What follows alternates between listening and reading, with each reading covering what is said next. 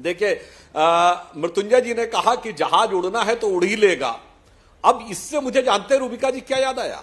वो याद करिए, वो काबुल में जब तालिबान कब्जा करने वाला था तो जैसे जहाज नहीं उड़ रहा था, कोई कहीं से भी घुसा जा रहा था, अंदर घुस गए, एक आध दो तो टायर पे लटक गए थे और लटक के नीचे आ गए थे।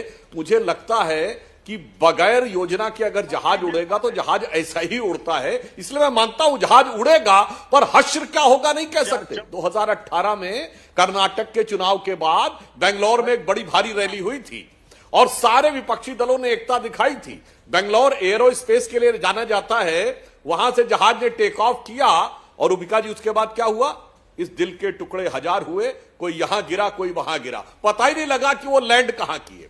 अब मैं दूसरी बात कहना चाहता हूं, चचा भतीजा की जो बात हो रही है, रूबिका जी, भारत की राजनीति में चचा भतीजा का अनुभव बहुत सुखद नहीं रहा है। उत्तर प्रदेश, बिहार, बंगाल, तीनों के बाद बता रहा हूं। देखिए, समाजवादी पार्टी की सरकार थी, चचा भतीजा में ऐसा हुआ, भतीजे ने चचा की को धोबी पाट मार दिया। फिर उत्तर प्रदेश में बुआ भतीजा बने तो उस चक्कर में बुआ भी निपट गई, भतीजे भी निपट गए। अब आइए आप बिहार में, तो पिछली बार भी नीतीश जी चचा थे और तेजस्वी जी भतीजे थे, वो मामला नहीं चल पाया। पासवान जी की पार्टी में भी चचा भतीजे का मामला फंस गया। अब बंगाल में बुआ और भतीजा जी की बात में देखिए, लखनऊ वाली बुआ जी तो भुगत चुकी हैं, अब कलकत्ते वाली बुआ जी को कब समझ में आएगा ये आने वाला टाइम बताएगा। परंतु मैं एक सीरियस नोट पे बात कहता हूं, जो प्रदीप जी ने बात कही।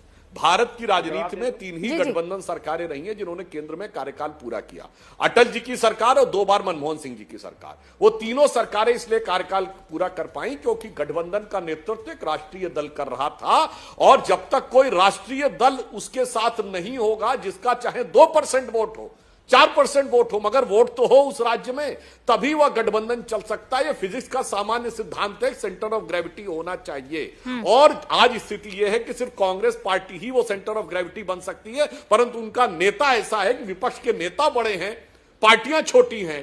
कांग्रेस पार्टी बड़ी है पर नेता छोटा है, इसलिए कोई सेंटर ऑफ ग्रेविटी बनने का आधार नजर नहीं आता।